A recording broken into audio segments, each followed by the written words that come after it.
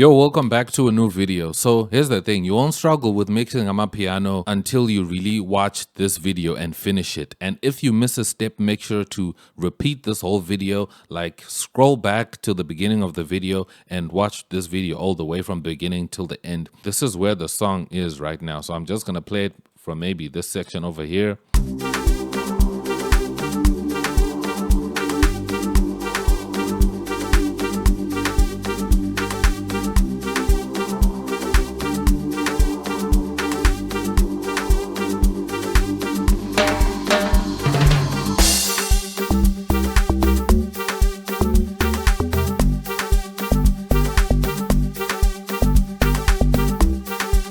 So that's where the track is right now, right? So it's sounding okay, but the mix can be better. Let's say you finish your track and you now want the track to be okay. You now want your mixing to be good.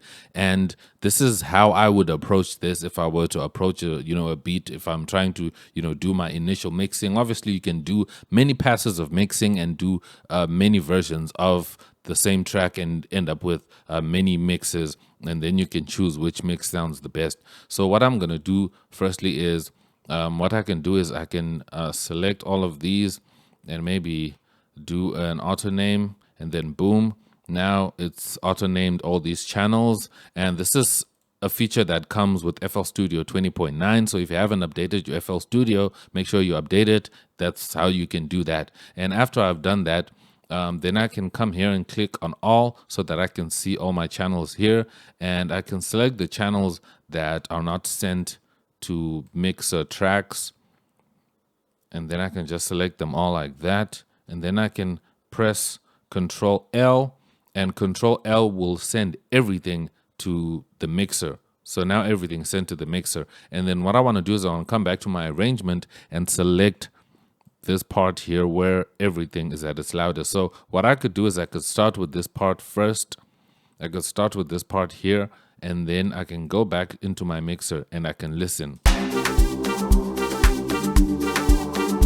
So I can switch the mode of my mixer to make it bigger so I can see the wave more, and so you guys can also see what's happening here. So I might want to drop my kick down a little bit because my kick is coming in a little bit too strong. I want to drop that down.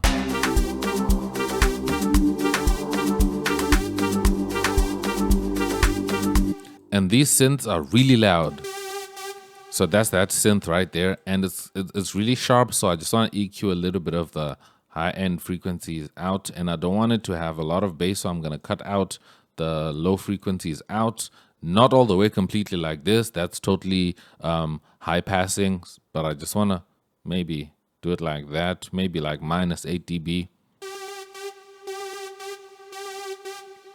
And drop it down a tad. And I'm going to keep this pad sound here going as it's going because it's going to be holding the whole track together. I have this loop that's right here. I'm gonna take out a little bit of the low end, drop my kick down a little bit. I don't want my kick to be too loud, and drop that rim shot down a little bit. And I'm gonna leave this other rim sound as it is. Drop that clap down a little bit. And when it comes to this clap, I'm gonna throw on an parametric EQ. You can see here it's focused in on the high mids there. I can just drop it down a little bit. And you can see there's a little bit of bass frequencies coming in. I can drop those down.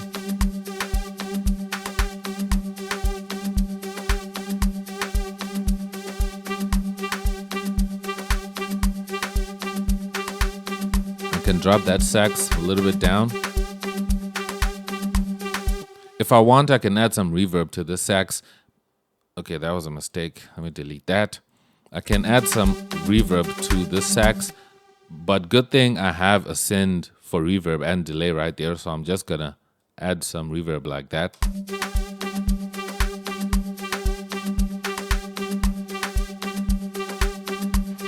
That sounds way better.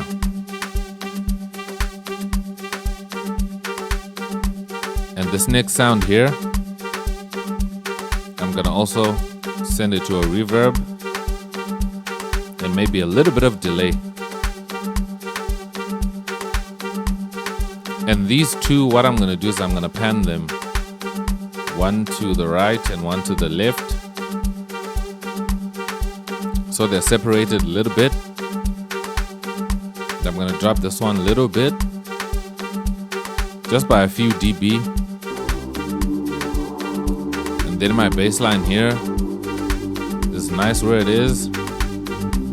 But if I want to, I can load up an EQ just to look at the frequencies. If I want it to be more bassy, I can add a little bit more bass like that, and maybe filter out the mid frequencies. So that's just changing the tone of that bass sound that's there, which is like the pre-bass before we jump into the climax of everything. And then we also have another percussion track right there. I'm just gonna pan it to the right because remember we also have another percussion right there. I'm gonna pan it to the left.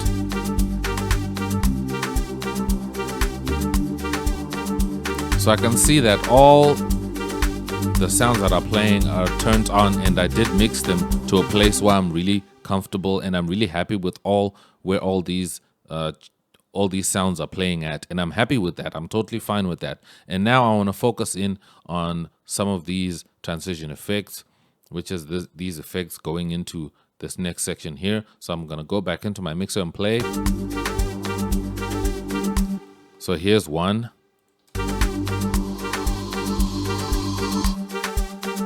Okay, I think that sounds good enough, but we can make it brighter. So sometimes if I want to do just a simple adjustment, I don't have to add a parametric EQ to. I can just simply use this EQ that you have in this corner here. And if you play around with this, if you click here on the corner here, you can actually change how it looks so that you can just do that. Or if you like to use sliders and be more precise, you can use these sliders. Either way, it works the same. But I like to use that. It's just a simple way of doing that because these are channel settings. So I want it to be a tad brighter, and I'm going to take out a little bit of the low end like that, just to add more energy to it. And then I'm going to mute all these other sounds. And then we have this drum roll right there. I'm going to drop it down a little bit, and I'm going to drop down the high frequencies a tad, because these high frequencies also kind of build up, because you don't want the track to have too much high frequencies to the point where it's now ear piercing. A lot of people don't have like really flat response headphones or speakers, and if people are at loud events, these sound systems have like massive tweeters. You want the sound to be comfortable in people's ears instead of having to be like knives in people's ears. So that's why you need to control your EQ and really control the high frequencies as much as possible so that it doesn't become annoying when people listen to your song. So you don't want to make it too bright and that kind of thing. So that's why I'm just taking out the high frequencies.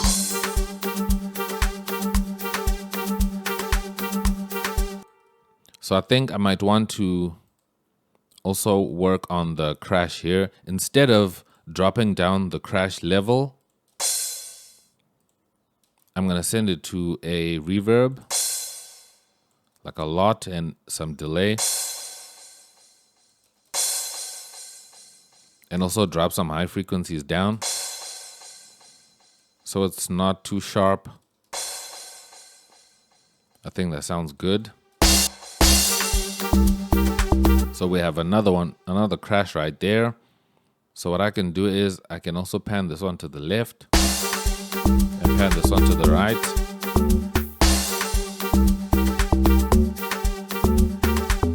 Did you feel that when the crashes are panned to the left and right? I hope you have headphones on or you're listening to this on, a proper stereo setup. If you're listening in mono, you won't really hear the effect that I'm working with here when I'm doing this kind of panning.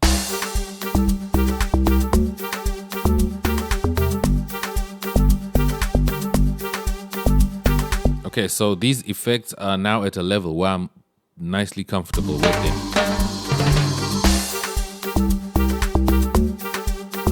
They're not standing out, they're not too harsh and too much, because I do have layers of like a crash right there, and I have a stab right there, and I have another crash right there. So this stab is right here on 18. So maybe I might actually drop my crashes down a little bit so that the stab can be more present. Just a tad present. I can raise it up a little bit more. There we go. And I can add some reverb to it. And here's another thing about reverb. Just a pro tip, if you add reverb and a little bit of delay, it also adds a little bit of tail and a little bit of length to a sound that feels like it's a little bit short, so that instead of you going to look for another sample, you just add a little bit of reverb and a little bit of delay to add a little bit more time to the sound that you feel might be too short.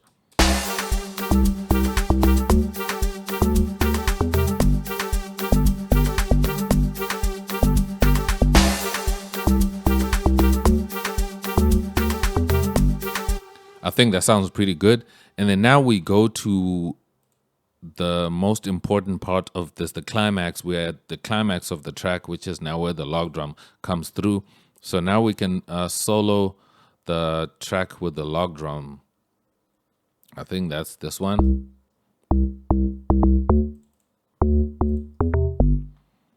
It's like just a basic log drum here, nothing too fancy. So I want to go into the log drum here and make it sound nice and punchy. So I'm going to play around with the attack like that.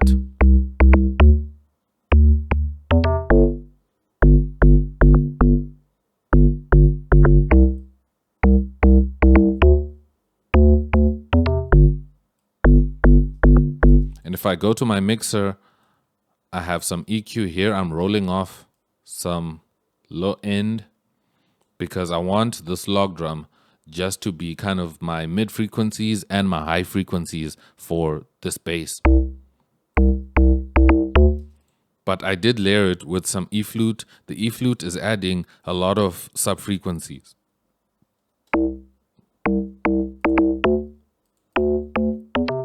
So you can hear it sounding really thin on its own, but if I add the layer of the E flute, then the log drum comes to life. It feels much bigger and much more pronounced. And that's the thing here. So when it comes to the E flute, is just a basic sub sound. I don't really have to do much to it.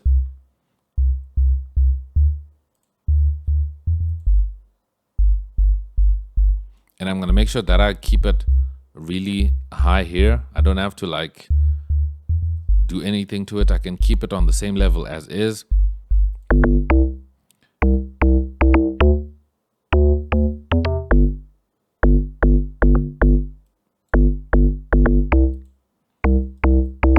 So here's the key when it comes to your log drum. If you want your log drum to sound really good, if you found your log drum from maybe, let's say, a preset pack or wherever, or if you just loaded just the basic initial log drum patch, you want to play around with these 4 knobs right here, so you can create your own unique sounding log drum. That's what I did earlier, and that's what I'm going to keep doing until I'm happy with the sound of the log drum. So you can raise that to make it more clicky, and you can drop it to take out all that attack. You can play around with the time. If you want a log drum that sounds like that, and you can play with the sustain.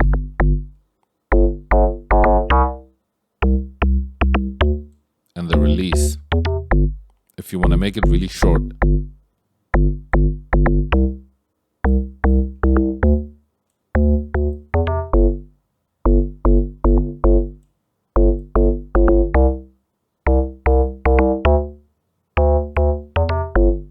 Okay, I think that sounds pretty good. Now to hear it with everything in the track.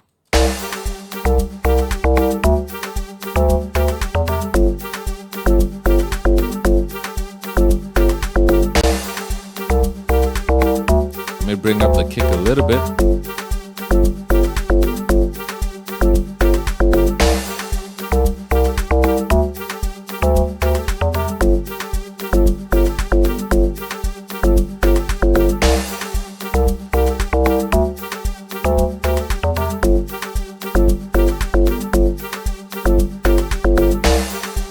I might want to drop down the attack on this log drum just a tad bit.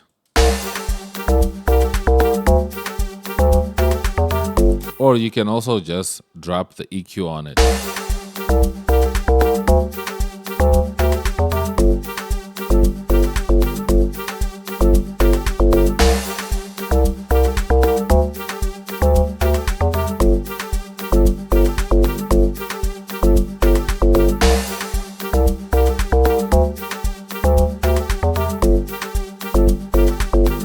And then there you have it. It's now at a place where I feel like it sounds really good. I feel like I'm comfortable with this mix right now. You don't want to mix for too long because you will obviously get ear fatigue and you'll get tired. So you want to mix a little bit and be happy with where you are with the mix and where it's sounding, and then take a break and then come back to it, listen to it again, do some adjustments and that kind of thing, or even start like even a new save or a new, like working on a new mix that is totally different from this one, and then you can compare the two to see which one you like the most. So here's how it's sounding right now.